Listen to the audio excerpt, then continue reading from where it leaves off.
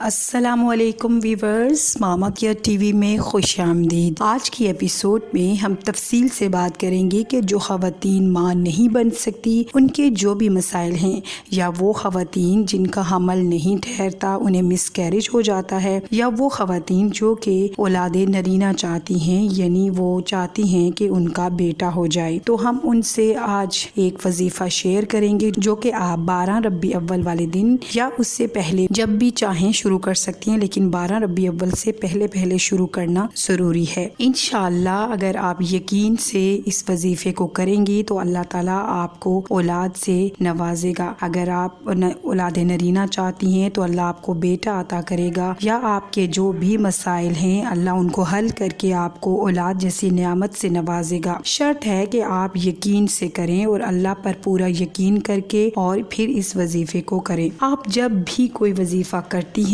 اس کے لیے سب سے پہلے ضروری ہے کہ آپ نماز کی پابندی کریں، کیونکہ بغیر نماز کے کوئی بھی وظیفہ کام نہیں آتا۔ اس کے علاوہ اللہ تعالیٰ پر پورا یقین کریں، یقین کے بغیر بھی دعا قبول نہیں ہو سکتی۔ چلیں بات کر لیتے ہیں کہ کون سا وظیفہ ہے جس کے کرنے سے آپ کو اللہ اولاد نصیب کرے گا انشاءاللہ۔ وظیفہ مختصر سا ہے، یعنی آپ نے روزانہ درود ابراہیمی کو پڑھنا ہے، جو کہ ہم نماز کے اندر پڑھتے ہیں۔ اس میں کوئی بھی فکس تعداد نہیں ہے، آپ جتنا بھی چاہیں اسے پڑھ سکتی ہیں، ایک دن میں یا رات میں کسی بھی وقت آپ اسے پڑھ سکتی ہیں۔ اس کے علاوہ استغفار بھی پڑھنا ہے، یعنی استغفر اللہ، یہ بھی آپ جتنا چاہیں پڑھ سکتی ہیں۔ درود ابراہیم اور استغفار کو آپ معمول بنا لیں اور اللہ تعالیٰ پر یقین رکھیں کہ اللہ تعالیٰ آپ کو اولاد عطا کرے گا انشاءاللہ۔ ان کی برکت سے اللہ آپ کو اولاد ضرور عطا کرے گا۔ نماز کی پابندی کریں، درود ابراہیمی اور استغفار کو بھی اپنا معمول بنا لیں، اللہ پر یقین رکھیں، انشاءاللہ اللہ آپ کو اولاد ضرور عطا کرے گا۔